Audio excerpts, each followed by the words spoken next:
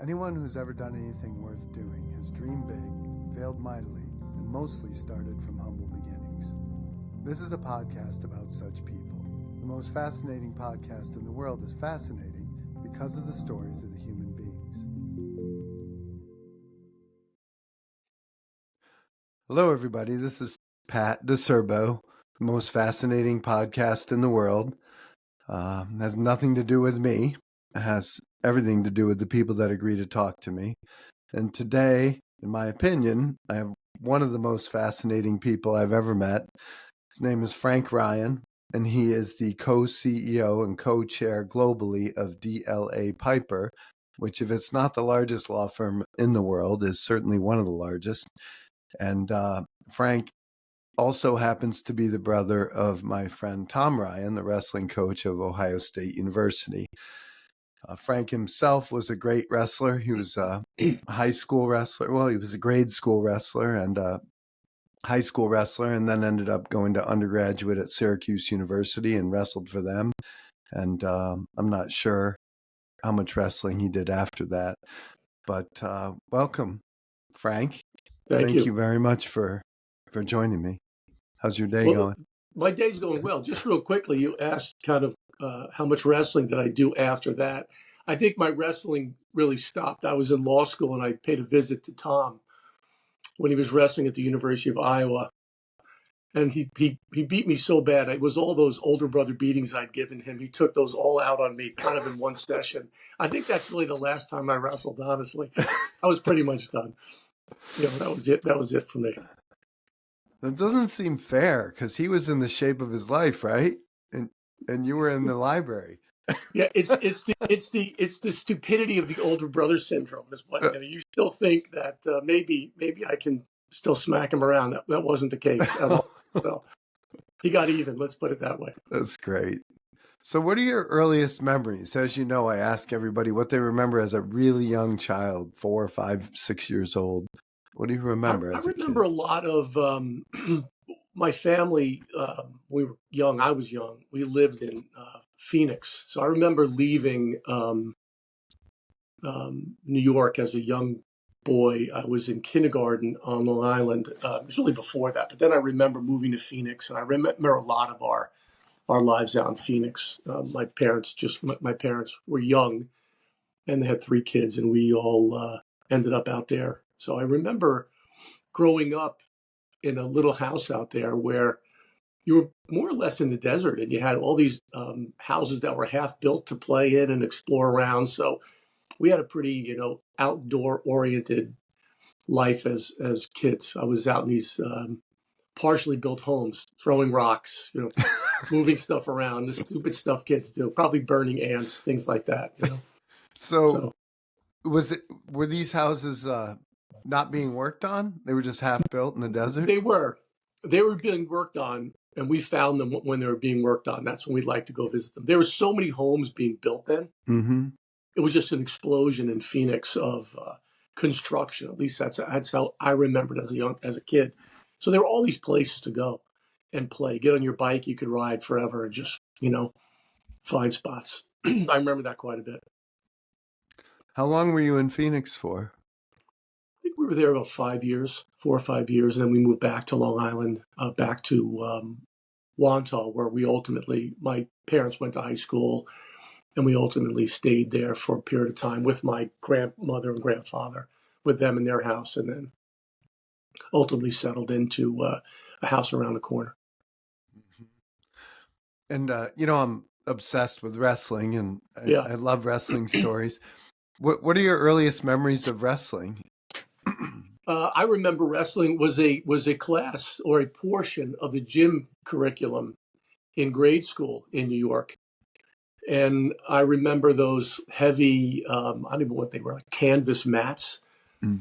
You drag out I think they only used them a couple times a year. They would have this wrestling section of gym class. So I remember the gym teachers, talking about wrestling and saying, more or less you're allowed to grab them and throw them down and headlock them. And I was a pretty hyperactive kid. So I was like, this is the greatest thing I've ever heard. So I really didn't know the sport in any way, shape, or form before that. We didn't have anyone in our immediate family that really wrestled. Our grandfather was a boxer. My dad played football and wrestled in high school, but not seriously wrestling. So it was just like this experience of, wow, I get to do this. And then in junior high school, they had a team. So I went out for it right away. And that was it. And the rest of it, I just stayed in it for a long time. I really loved it. Mm-hmm. I don't usually talk about this, but not many people know this, but I failed kindergarten. And Listen, I almost failed kindergarten too. I couldn't sit still. I was all over the place. So I understand that. well, that's why I brought it up, because they sent a note home and it said emotional immaturity and hyperactivity and antisocial behavior. So wrestling was perfect for me. You know, I've heard it described as controlled violence, and that violence piece is interesting that you say that, because what I did come to learn for my development, I needed, especially as a young person, I needed a level of, I guess violence is the right word. It's just a violent activity, and it calmed me down. I felt good. It was a big part of my development as a young man, for sure. And I think had I not had that, I don't think I would have done very well in school. I probably would have developed, bad habits. And so it made a big difference for me. So I was very similar to the way you were described. I probably would have been described that way beyond kindergarten. So hopefully you got over it in kindergarten. That was it for you. Well, it's funny. The people I work with know this because I gave a little speech over Christmas. And I said, by the time I was a college intern at my company, not much had changed. Yeah. I get it. I get it. So you were in middle school, and was it a combined school on Long Island, or was it separate? We had a combined school in Montauk. We had wasn't a big school. It was a medium-sized school on Long Island. Historically, What is medium-sized? So I would say my graduating class, I think we had like 370, maybe 380 students, something in that range, maybe a little bit more. Not the big, the bigger schools in Nassau County were like Farmingdale and Massapequa. Those were really big high schools. Hempstead. We were in the medium size. And then the smaller schools like the Cold Spring Harbors and things of that nature. So Wantagh at that time was a medium-sized school, but there was only, there was really one class for all athletics. They didn't break it up like they do now. So all sports. And I played everything. I played football, lacrosse, wrestled. So it was all of those things. And it was one middle school. Everyone came together from all of their elementary schools to one middle school. So the reason I asked is in our school, when you were in 7th grade, you were in the same room as the varsity, even as a middle schooler. Was it like that? No, we didn't. No, we had our middle school team, and the middle school wrestling room was separate from the high school wrestling room. The earliest, my freshman year, I was in that high school room. Tom, as an 8th grader, wrestled varsity. So he was kind of unique. So he wrestled, I think, only 1 year in the middle school. Then he was up in high school. He must have been right around the first group that you could do that. Yeah, he was. I think he was. He was a little guy too. He was tiny, wiry. So he was, I think we even have wrestling shoes, Pat. I think we had like running sneakers we wrestled in. It was just a very different time. Your sock pulled up to your knee, and a pair of running shoes. It was tights. I wore tights. Tights. Yeah, we had the tights. Those didn't last long for us. We had these bumblebee singlets at Wantagh. They were all black with very thin yellow pinstripes. So people would make kind of a bee sound when we wore those. They'd buzz. It was kind of a like the old Pittsburgh Pirates uniforms or something. Yeah, exactly. Similar to those, exactly. So when you, like middle school, were you a good student at that point, or? I was smart, but I'm not sure I wasn't a great student, only because I'd say I didn't put into it the time it deserved. So it's hard to say I was a good student then. I wasn't, I was in, they had a tracking system then, like A, B, C tracking, which I can't imagine from my perspective a worse thing to tell kids, you're a C track or B Mm-hmm. track. So I was in most of the advanced classes, but I didn't do any homework. I really wasn't studying as a young kid. For Mm-hmm. me, sitting still was a task in and of itself. Torture. It was torture. Yeah, those little Mm-hmm. chairs, those wooden chairs. Oh, I'd look at the clock all. I just want that clock to spin on the wall, but it never quite would spin fast enough for me. So I was fine as a student. I wouldn't say I was anything extraordinary. That's fascinating. Did you read a lot of books when you were a I kid, or? started. Yeah, I read. I read. I wouldn't say a lot. I probably read more than my some of my friend group. Um, and there are things I definitely did enjoy. I liked fiction. I was a big fiction reader as a young person, but I was not I wasn't a dedicated student, and I wasn't someone who studied. I don't remember honestly doing homework very often, and I remember taking the SAT. I remember trying to get through it quickly because we had a practice later that afternoon, and so none of that really mattered to me. I didn't even know how important it was.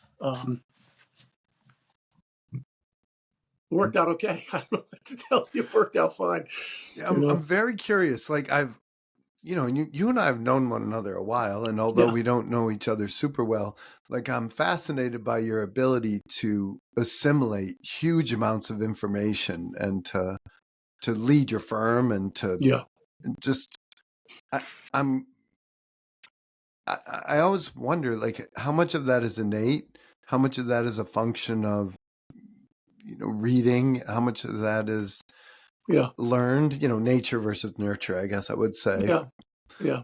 I Um, think I think one of the principles that I've seen in people in roles like mine hmm is people have range. You have to have a lot of range to be able to do these jobs, which hmm means you should be good at something. Like you need a specialty, but what also makes you, I think, capable of doing a job like this is you're comfortable and have experienced lots of different subjects. So for me as a practitioner, I had the benefit in the firm learning from a lot of people. I worked with a variety of folks around the world in different practice areas and subjects. And so that really helped me prepare for this job. I had a good mentor. Um, Who was your mentor? Roger Meltzer was the CEO, the chairman and CEO of the firm. I learned a lot from him. He and I are very different people. We approach leadership differently, but I learned a lot from the guy. And that was really the first time I've had, I would say, a mentor. I had someone else I learned from who was the chairman of my prior firm, hmm who a guy named Harry Trueheart, who was way ahead of his time, by the way. He was a Rochester boy. hmm He went to Harvard, double Harvard. He was a really sophisticated guy, and I learned from him too. But I mostly learned from practitioners. People really were in the trenches working on the different matters that the firm had been involved in, and so that really helped prepare me for this job. The other thing is lawyers, especially, there's some similarities with wrestlers, but lawyers to do well they have to have a level of autonomy. You can't overmanage them. You can't dictate to them. I think when you give them autonomy, you kind of get out of their way, but you work on strategy with them. You think about how they see the business. You can move an organization really quickly. You can leverage all that brain power and talent and make it function as a team. And I think that's something we've done well here at the firm with our talent. So I think that piece of autonomy you can't ignore with lawyers. You can't ignore that they have to they have to they have to go through this process of going from not knowing something to knowing it, and they just have to work their way through that, and that's very important for them. So if you try to tell them this is how it is, not effective, I think, from a leadership perspective. But when you really help people think through these issues together, it's very effective. So I don't know why I've taken to it, but I think my curiosity and honestly, I think to a degree my ADHD has helped, in a sense. So the word that comes to mind for me is collaborative. Have Yeah. you have you always been collaborative? Do you remember, like, as a kid being a team builder, or people, were you the captain of the wrestling team, Yeah, I or? was a captain of wrestling teams, football teams. You know, I guess I would say I am. I certainly I believe in building consensus. I believe in collaboration, not for the sake of collaborating or building consensus, because you can spend a lot of time trying to get people aligned and you never do anything. Mm, So I'd say, yeah, I do enjoy collaborating. I do enjoy teaming, but I'm also comfortable making decisions. I'm not uncomfortable with it. And so I think that certainly has been something that's helped me. And we've, run the firm and continue to build and drive the organization. You have to, um, there's so much information available. There's so much that one has to digest, and you can't possibly digest it all. So if you think you can run a firm like this or some business, and you're going to make all the decisions, you're going to know all the information, you're going to know all the things that you're supposed to know, it won't work. When you get a group of people around you, and each of those folks is also looking at the business and coming at it maybe from a slightly different angle, and you really have a team that focuses together on all the different things that are out there, you can very effectively lead. And I think that's kind of what I have always believed in. And it's worked for me in this position. mm. How did you end up choosing Syracuse to go to college? So I went to, I signed a national letter of intent with LSU. Larry Shakatana was the coach at the time. I was excited to go down there. Go Tigers. Go Tigers. And then before I had the pleasure of going there, Title IX really started to bite. And LSU was dropped before I arrived on campus. I was also I've got recruited by quite a few spots. And then the other place I really liked was University of Tennessee. Gray Simons, I really, really liked him. So I ended up going to University of Tennessee for a year. And then Title IX continued its marvelous march across, men's non-revenue sports. And Tennessee was dropped. So I was deciding upon University of Minnesota or Syracuse. And I think Jay Robinson had just taken the job not too long ago in Minnesota. And I'd gone to his camps and Gable's camps, Tom and I did in the summertime. So I was really contemplating between University of Minnesota or Syracuse, and ultimately decided I was going to go to Syracuse. I was going to go to a place they would never drop. Mm. Yeah, Who knew? who knew? But that was the decision. It wasn't even.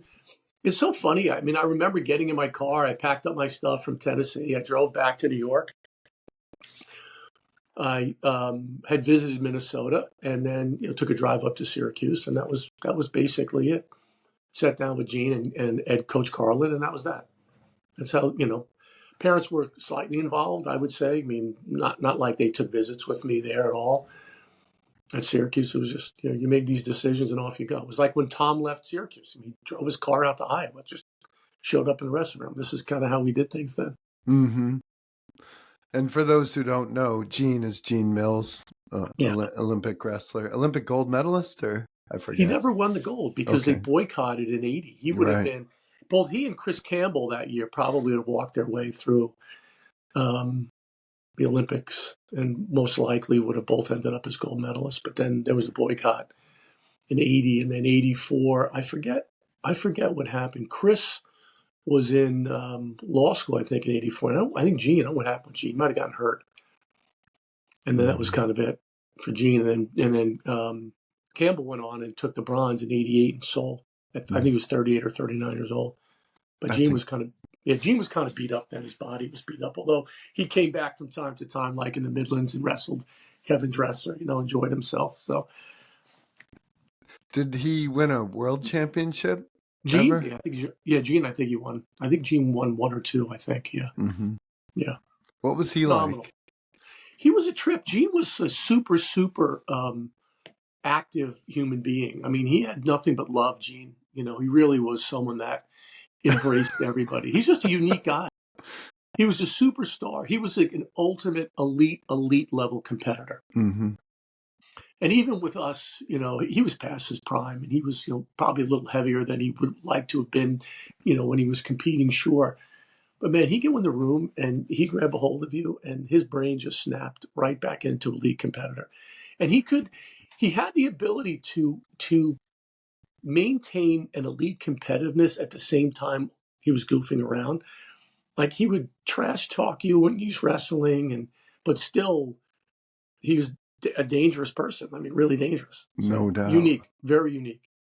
That's funny Yeah, that he was all love, you said, he as was. He was as he all love. ran the half.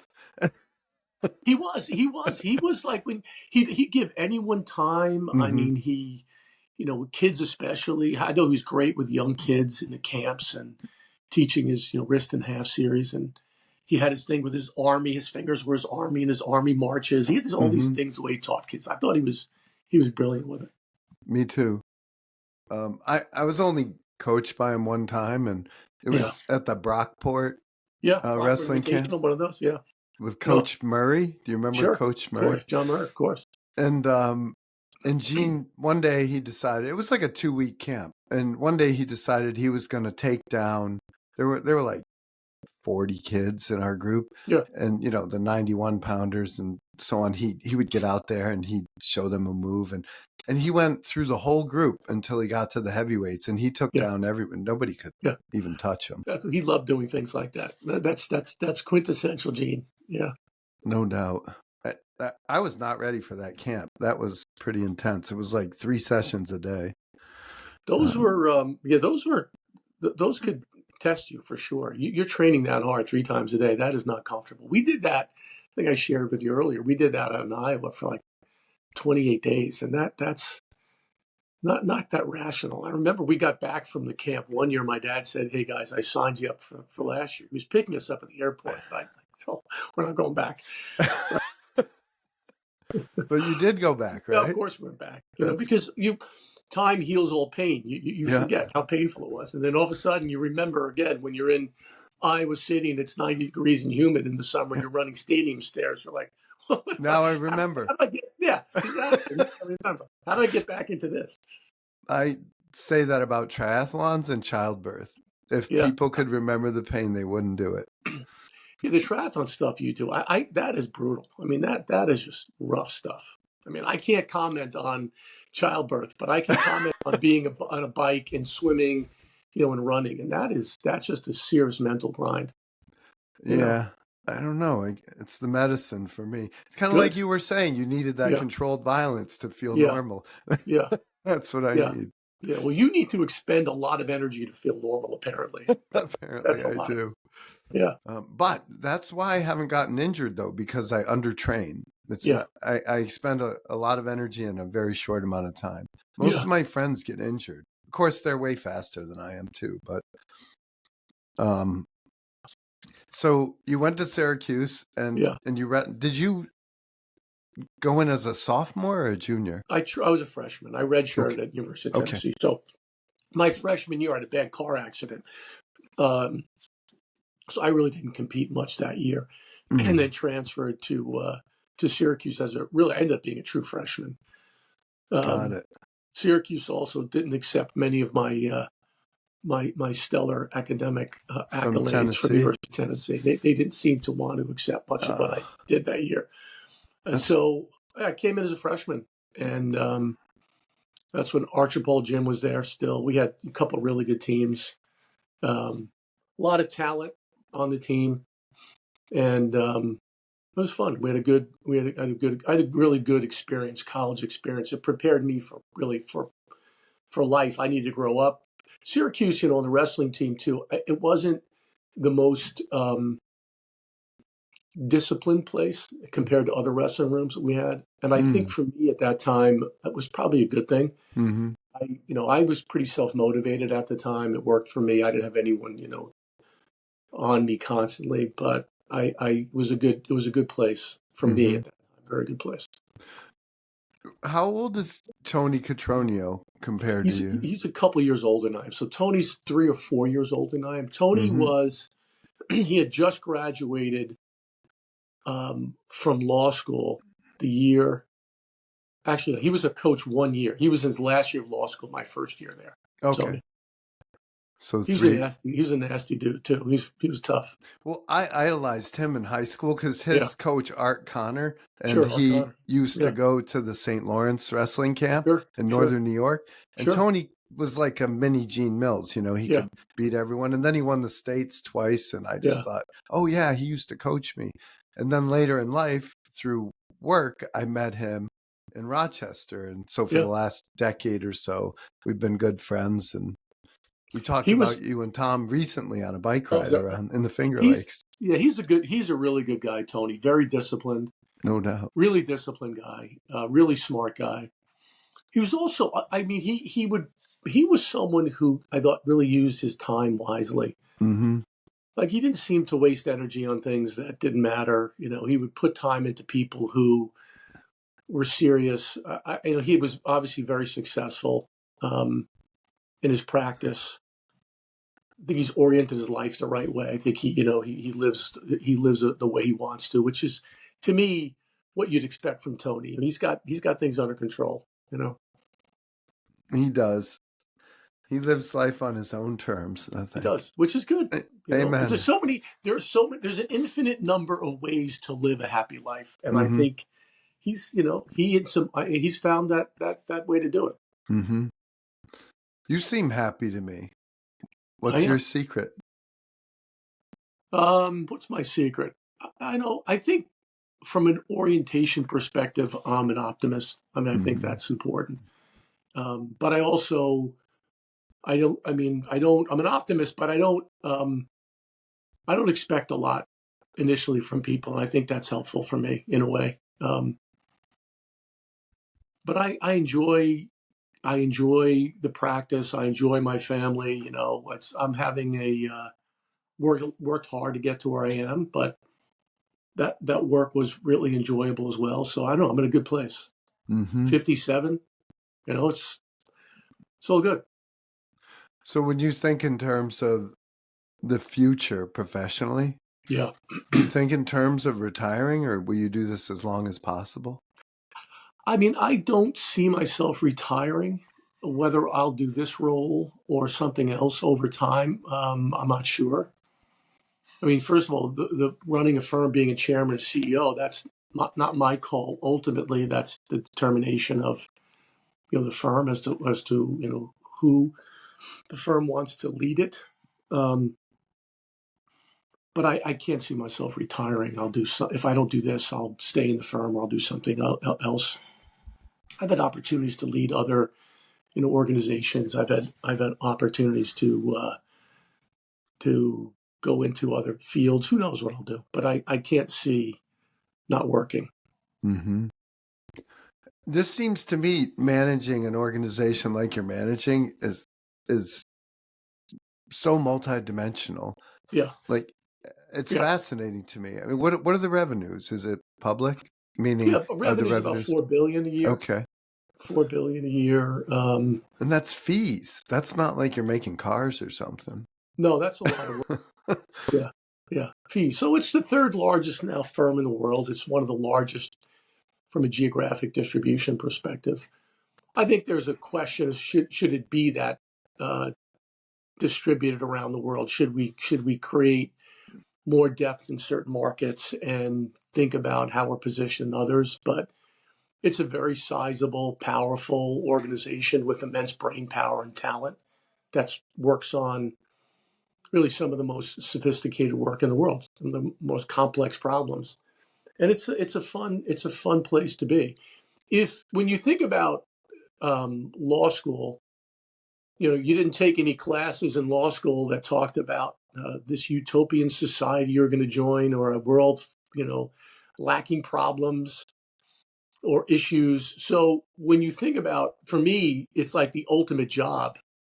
If you really are interested in being a lawyer, where you have this massive organization with all these different clients working all these different problems, and also there are political overlays to these issues. How you practice in Saudi is different than how you're going to practice in Palo Alto, and I think it just makes for a really interesting life from a pursuit perspective for me. And I think there's a great deal of pride in the firm about the ability to work in all these different places across all these different cultures and deliver at a really high level over and over and over again. There's a great deal of pride in that in the firm. Mm-hmm. One thing I meant to ask you a few minutes ago, but we were talking about wrestling, and when we spoke on the phone a few weeks back, we talked about toughness. Yeah. And I said, wrestlers must make great lawyers, or they make great this and that and the other thing, because I see the world in terms of wrestling sometimes. But then you pointed out that there's lots of different people that are tough in very different ways. Can you talk about that a little bit, like what you see? Yeah, I think we get in a good way. Wrestlers look through a certain lens when they discuss toughness. Some wrestlers can go in a wrestling room and fight all day long, run, lift. But if they had to go sit down and study for an extended period of time, or late into the night, or all night long, could they do that? Now, some could. But what I found in the profession, there are people that, worked incredibly hard in undergraduate at the top institutions to then go into the top law schools in the world. And then they worked incredibly hard there all night or studying constantly. And they put these people an immense amount of time into pursuing their legal careers and their legal degrees. And that manifests itself also in the practice. You see, these people are incredibly tough. They can suffer. It's different. It may not be physical all the time, although there's a physical element to it, but the mental side, the ability to train one's brain to be at high capacity, high output when you're tired, when you're under pressure, and you're doing it hour after hour, day after day. I watch people who had no athletic ability. I don't think they've ever sweat in their lives, honestly. But yet they were some of the toughest people I had met. And it really, for me, it kind of reshaped my brain when it came to mental toughness. I also have I have three sons. Two of them played soccer at a very high competitive level. My middle guy played at Ohio State. My older guy was an All-American, one of the top players in the country at Stanford. He's a pro now. I watched soccer, and there's a mental toughness to that sport that I had not understood or appreciated. So, it comes in different shapes and forms, and wrestlers certainly have a view of it. But some of the toughest people I've met also, weren't wrestlers. No doubt. I mean, I think of what I've read about Anwar Sadat and his imprisonment, or a book like Man's Search for Meaning by Viktor Frankl, where he's imprisoned in Germany. Yeah. And they talk about, I don't know if it's a surrender, or they both talk about a dominion over self, like it's a form of toughness, and it's almost the highest state of being, right? Where no matter what the environment was, they could still have peace, have happiness, even in a jail cell. Yeah. I can't imagine experiencing that. Me neither. And the stress and pressure that puts on someone, and how, again, you have to reorient your thinking completely, not just to survive it, but it sounds like for some people, they actually, in a very odd way, they thrived under that type of intense pressure. I have a whole theory, not a theory. It's not my theory, but I do think that we hear so much about resilience, and I have an issue with it, and it's not exactly accurate, but this is my take on it. We hear people, they're resilient. Well, resilience to me means you withstood the pain or the pressure that materialized. You overcame it, right? You got through it. And I don't think that's enough. And I think this is one of the things that you learn in wrestling, and I learned in the practice. The people who are constantly in putting themselves in positions to learn, which are frustrating, difficult, challenging positions, not only are they resilient, but they become really anti-fragile. They actually get better and stronger and tougher and faster as a result of the pressure. They didn't just withstand the pressure, right? They didn't just manage it. They actually used it to improve how they functioned. That is a really important concept that I've seen now in multiple, people that I've been involved at the highest level of this profession and others. They're not fragile. They get stronger and stronger as they deal with more pressure and challenge. And they don't do it by themselves. Some build teams and some use technology. People do it in different ways. But the outcome of it is they just are a much better version of themselves as a result of constantly being in these positions of learning. That, that to me is another level of mental toughness. How many miles a year are you traveling? Too many. I mean, I've got ultimate status on like every airline. I don't know what I'm traveling. 200,000? 200 to 300,000. Some years before I took this job, I was traveling more. There are points in time where I enjoy travel, and there are points in time where I don't. But I've traveled quite a bit, and it's helped me immensely, by the way, because I remember the first time I was going to the Middle East, and I had meetings in Qatar, and I was flying through Germany, United Airlines. Actually, no, I was on a Lufthansa flight, and I'll never forget. I saw this woman in full burqa, covered head to toe, only her eyes you could see. And I'm thinking to myself, what are you doing? Why are you going over here? Right. And all of a sudden, I'm a little uneasy. I'm about to board the flight from Germany to fly to Doha. And all of a sudden, her two kids run up. They hug her leg. They start kissing her. They're squeezing her. She's kissing them back. And then, I don't know, I just calmed down. And then I got to Doha, and I had an incredible experience. Met so many amazing people. And I traveled throughout the Middle East, met so many remarkable people. This is both before and certainly after 9/11. And so the travel, I think, has helped me immensely appreciate culture and how, yes, there are different cultures, but at our base, there really is very little difference between human beings, no matter where they are. So that's helped me also, Pat, from a leadership perspective in the organization and understanding how people approach things. So the travel, yes, is painful, but it's been a tremendous educator for me. I bet. Just by osmosis, even if you don't realize it sometimes, right? I learn a lot by watching and seeing. I have to kind of have my hands on things. So the travel really, you don't get the same thing when you're on a Zoom or a Teams call, but when you're there and you're at people's homes and, I've had some funny experiences. I can be, I used to be a finicky eater, but I've had things put in front of me that I've had to eat. And I was like, oh, this is going to be hard to do, but I did it. Took one for the team. I took over the team, and I'm pretty good. I can eat anything if I have a glass of wine with me. But when in the Middle East and you're at someone's home and they're serving you things you don't want to eat, there is no wine. So I've really gotten tougher there too, So one of the things I was thinking about as you talked about this idea of toughness and constant growth, we were talking about it on the phone. Remember we talked about tearing the muscle. Without tearing the muscle, you can't get any growth. And I feel like I heard a quote recently from this really interesting commentator on YouTube where she said, there is no growth without friction. She was talking about people labeling themselves with, you pointed out, ADHD.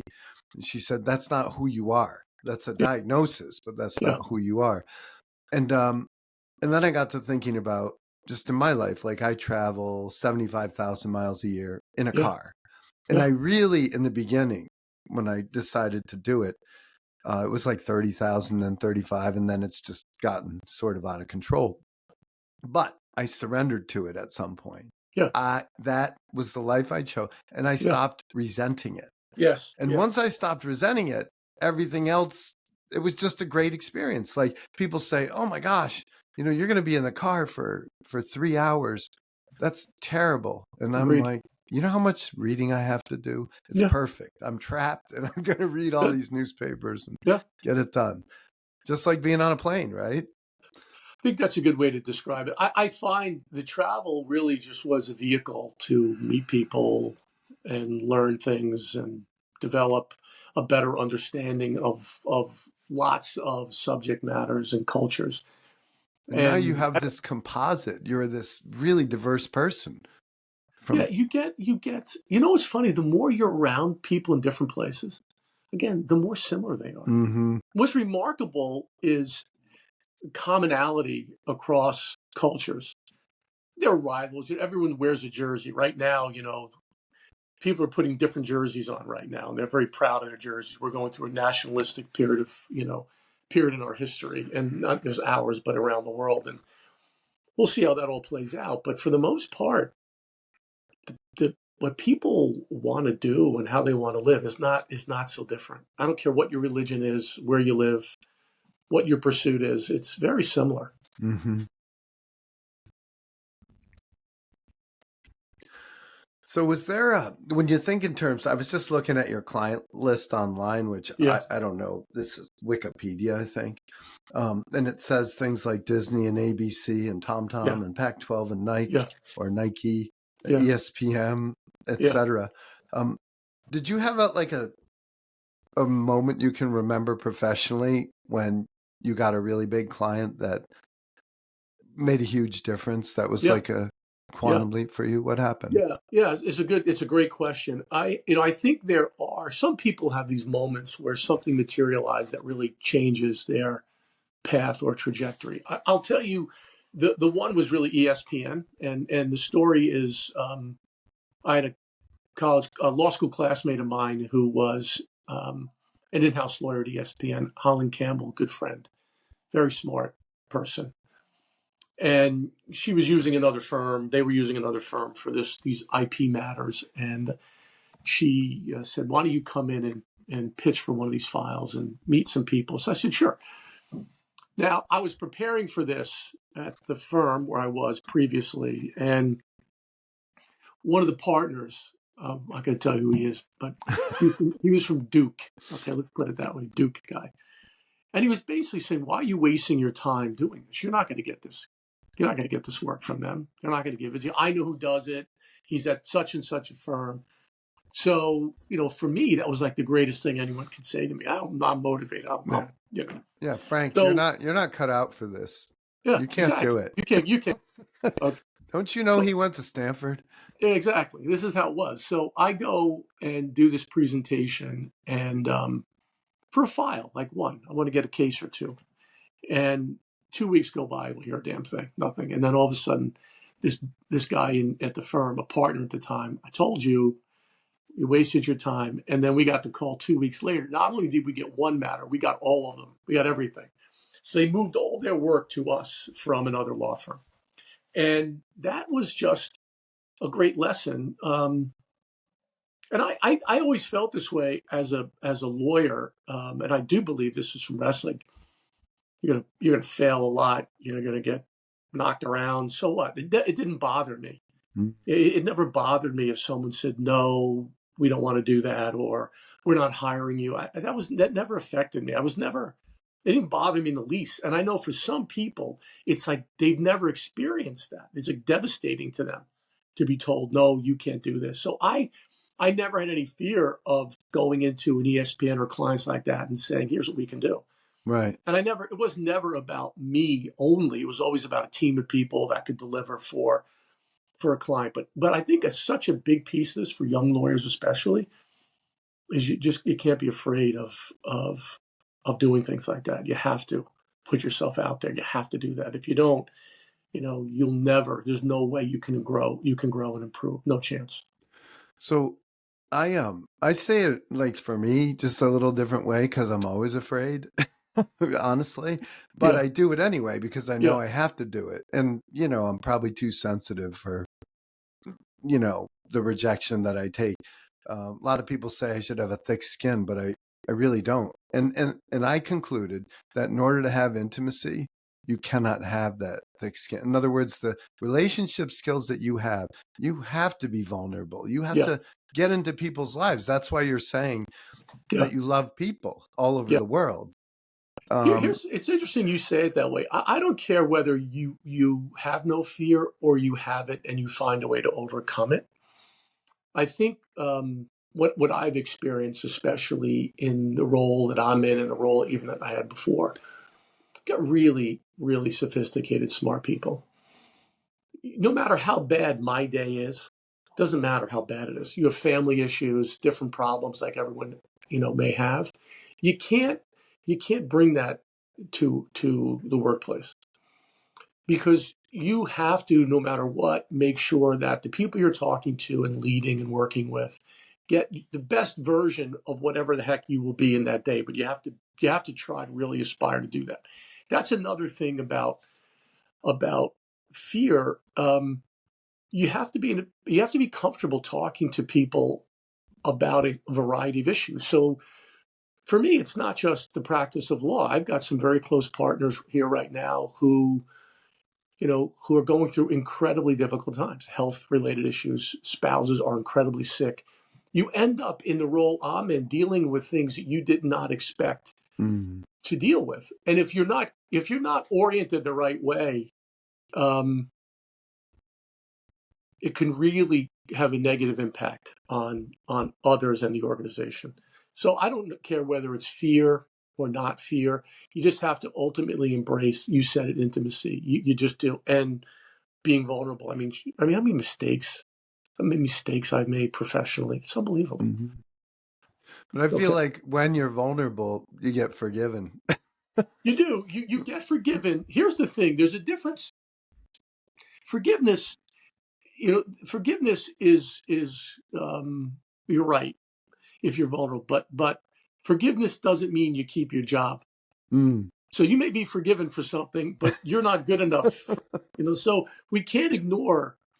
Forgiveness doesn't absolve people also of the thing they did and the conduct. So I'll give you an example. That I have. We've got really smart people. Sometimes they do, notwithstanding their intelligence, they make really bad decisions. You can Mm. forgive them for the decision, but can you really put them back in a position of where you're going to trust them the same way you did before and make that same mistake again? You really can't. You can't afford to do that, Mm. especially for us as lawyers, fiduciaries. So you can forgive and love, but there are also sometimes really hard consequences as a result of the activities that people have engaged in. Gotcha. So when you think in terms of young business people, you use the term lawyer a lot, I think Yeah. because you run this massive firm and you're around lawyers all the time. But I feel like you're an entrepreneur in your own way. You're a business person. What advice would you have for, say, someone your son's age, uh, getting started in the world today in any Yeah. endeavor? It's What, I think it's the same no matter the pursuit. Try to get around great people. Just try to get into environments where you'll be around really great people. Then you'll figure out the rest. But if you mm, get into a spot where you see people, you're working with people who make compromises you should make, who don't want to work at the pace and level that you have to work. Those are career killer positions. You just you have to be around really, really, if you can, great people. And sometimes you don't have the ability to get there right away. Um, mm-hmm, you'd have to go through a step or two in different organizations, but ultimately that is the most important thing. And I don't think that changes, by the way. I don't think it matters whether you're a young person or like we are, not quite as young. mm, I think that that's essential for you. me And if you're too. not, and you have to, by the way, you have to be in a place where you're going to be challenged. And that's part of being around great people. Organizations don't challenge you, people challenge you. So for Mm-hmm. me and for them, the question was always about that. Being great, let's get in great places. Let's see what we can do. It's so interesting. Um, Early on in my work career, I was talking to this attorney in the Albany area, and I said, "Do you like what you do?" And he said, "No, I hate it."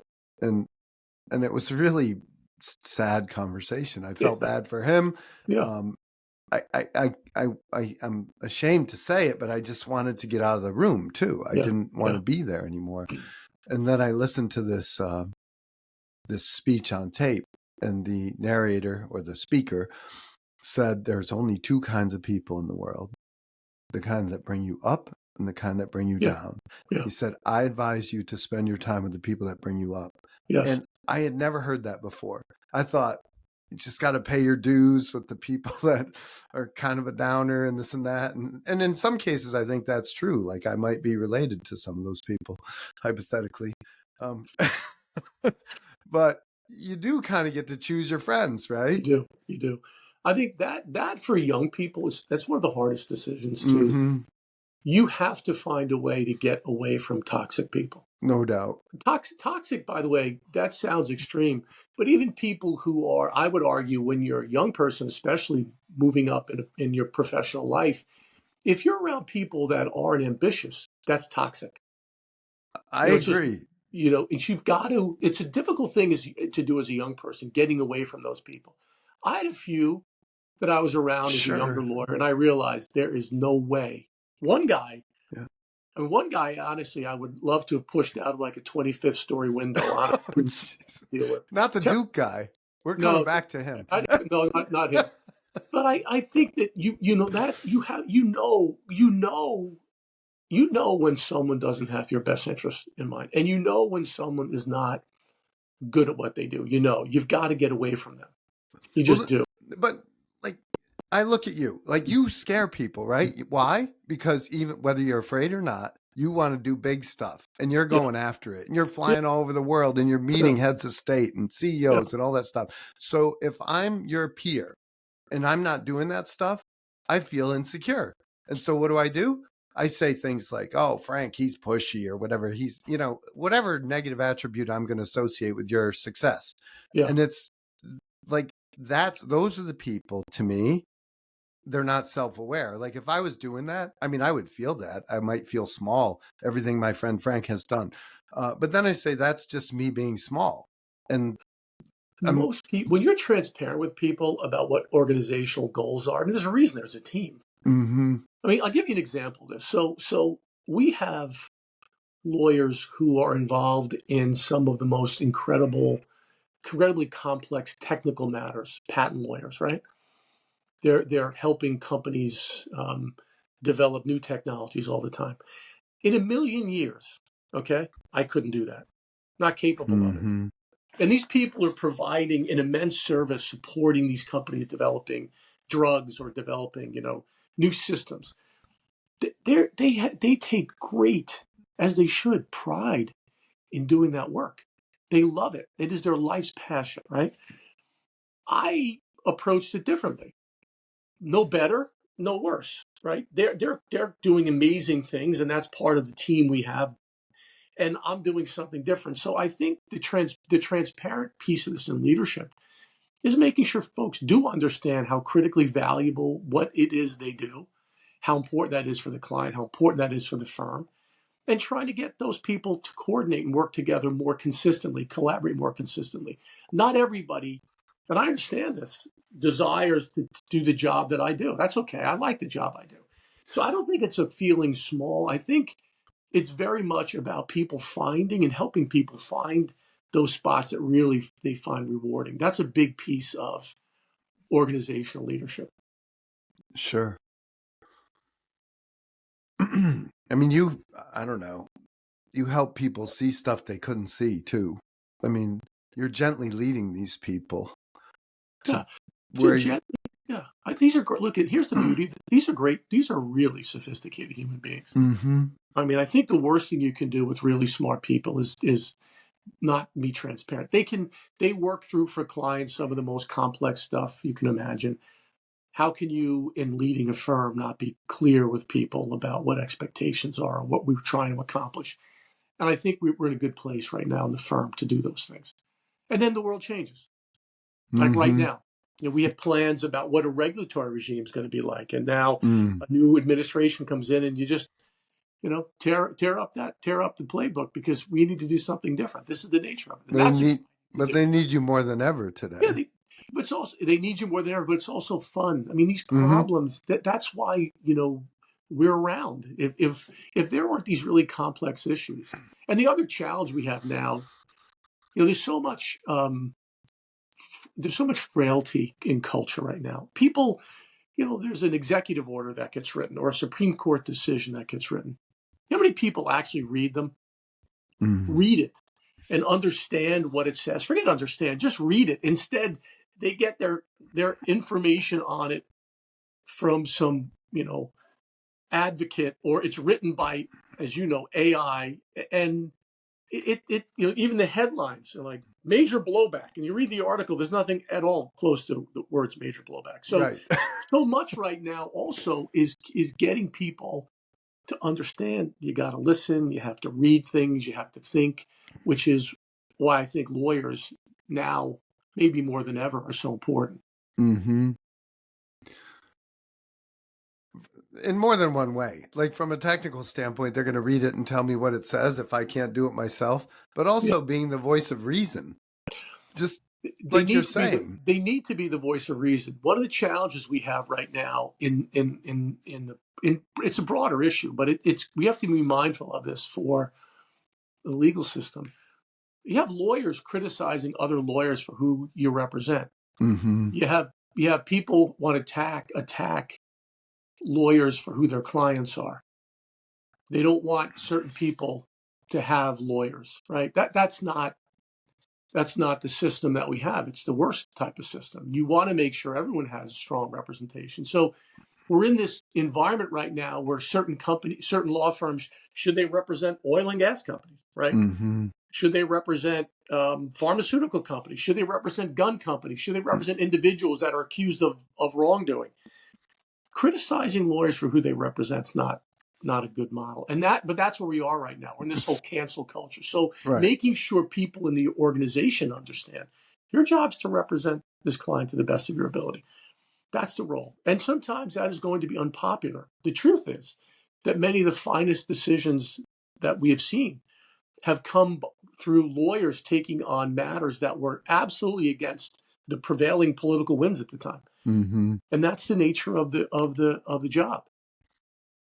And to kill that before it can germinate is that's what kills it's broader than that. That's what kills America.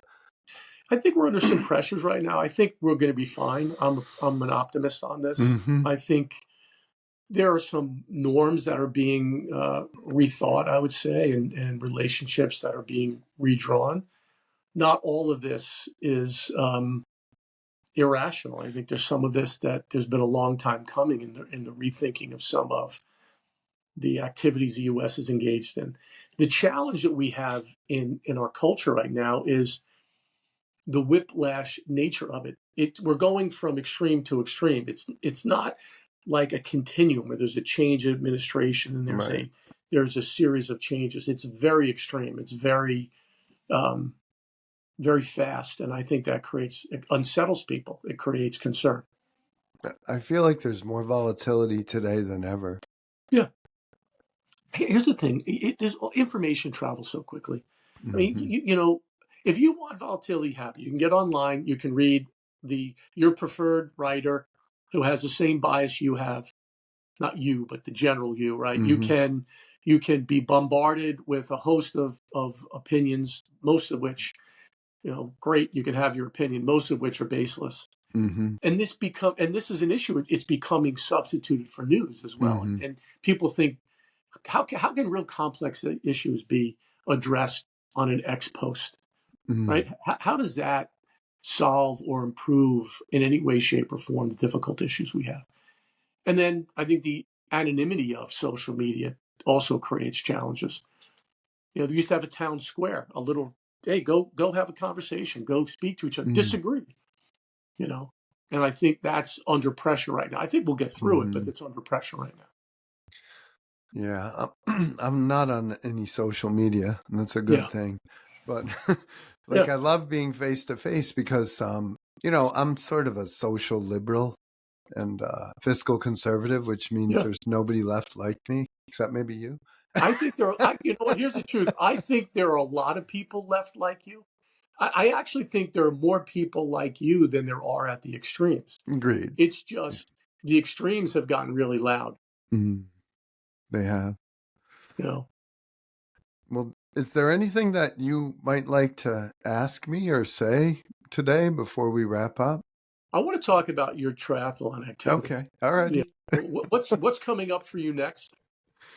I have two things scheduled. I have a half Ironman in the summer in Geneva, New York. I Oh, think they Geneva, yeah. call it Muscle Man. I forget the Muscleman. lake, but it's No, where Hobart William Smith College is, if I'm yeah, not mistaken. north of Geneva. Yeah. And then I'm doing what they call Ironman California again, which is in Northern California. I forget. Sacramento. Sacramento. How And much time is in that's a between full. those two events? The half is in July and the full is in mid to late October, early November maybe. And give me your training regimen. So, what do you need to do to get ready for the event in Geneva? I'm pretty much ready today. You know, I do 3 runs a week pretty much, you know, maybe a 3 miler, a 6 miler, and a 10 miler. Yeah, You know, the run is 13.1. right. Um, I do full body workout 3 days a week, 30 minutes, 2 to 3 sets for 12 exercises. I think the most meaningful is the legs. You know, I Yeah, squat and yeah, deadlift this 200-pound kettlebell. that's great. And then my wind is pretty good and I'm doing the strength. And then I do 50 to 100 pull-ups every day. So that to me is a Wow. substitute for swimming. I Wow, did 70 or 80 pull-ups this morning at 5 a.m. with Sean Miller, that's University of great. West Virginia wrestler, Sure. who I've been working out with for 20 years. He's amazing. I have a plan internally. I was speaking to our head of HR. We were talking about a bonus program, Mm, and I'm going to anyone that can do 10 pull-ups, I'm going to give a bonus of $5,000 to. I told her this the other day because do you need a temporary employee? no temporary. You have to be an existing employee. We would end up going broke with you. The number of pull-ups you do. Oh, it's great. No, I wish you a lot of luck in those events. That's great. You're doing that stuff. Well, the funny thing is, like about 15 years ago, maybe 20 years ago, I was almost 200 pounds. And a lawyer friend of mine's kid was an athletic trainer. And he would come over and show me how to work out. Even Yeah, with wrestling, I never knew yeah, much. yeah, And so he taught me how to bench. He had me get all dumbbells and free weights of all kinds, and no machines. yeah. And he said, the most important exercise is a pull-up. He said, how many pull-ups can you do? And I said, I don't know. So we put this pull-up bar in. It's about 3 inches in diameter. It's really fat. It's a fat And one. it's hard to hold on to. Very hard. Yeah, But now I'm used to it. Like I yeah, prefer it to a skinny bar. But I got up and I did like half a pull-up. And he said, all right, well, not bad. He said, we're going to do negatives. So he would have me stand on a chair and then do a negative and yeah. another. And before you know it, I was doing 2, 3, 4 pull-ups. And I'm 190 right now, so it's too heavy. Good. But when I'm 175, I can do 25 good pull-ups. That's And this great. morning I did a couple sets of 15 and a bunch of sets of 10. And I don't know, It's something good. about pull-ups. Man, they're I think it's important. they're, they're the best. They're torture. You know, we can talk about all this, you moving mountains in the legal profession, but pull-ups is where it's at, Frank. I'm I agree sorry. with you. I think pull-ups. I think pull-ups are the hardest thing. They're harder than moving mountains in law firms, actually. Well, So we're going to find out, right? See how many yeah, people there's 4,500 I employees or think we'll something. get like 10. 10 people that I can do think 10. I think 10. I think the immediate group I can think of. I think I know there are 10 9 people. in addition to you. I listen. I will struggle to get 10. To be perfectly honest, Okay. All righty. I don't think I can get 10. So including me, it won't help. It won't help the numbers. You know what I'm going to do? I'm going to What? take a video of me doing 10 and I'm going to send it to you. Good. I can use Like that a for little tiny bit of motivation. send it. Send it. And the thick bar, which is really tough too. That's pretty impressive. It's good. You get used to it.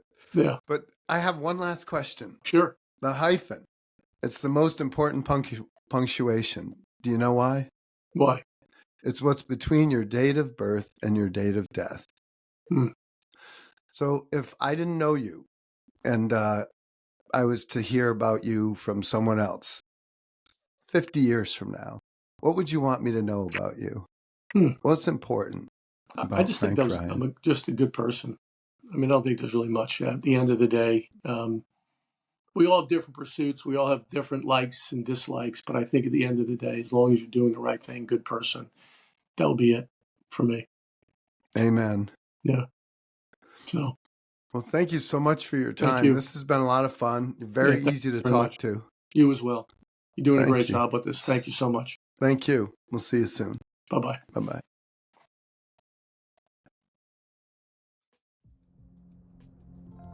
If you enjoy the most fascinating podcast in the world, please follow on Spotify, subscribe on YouTube, and follow on Apple Podcast.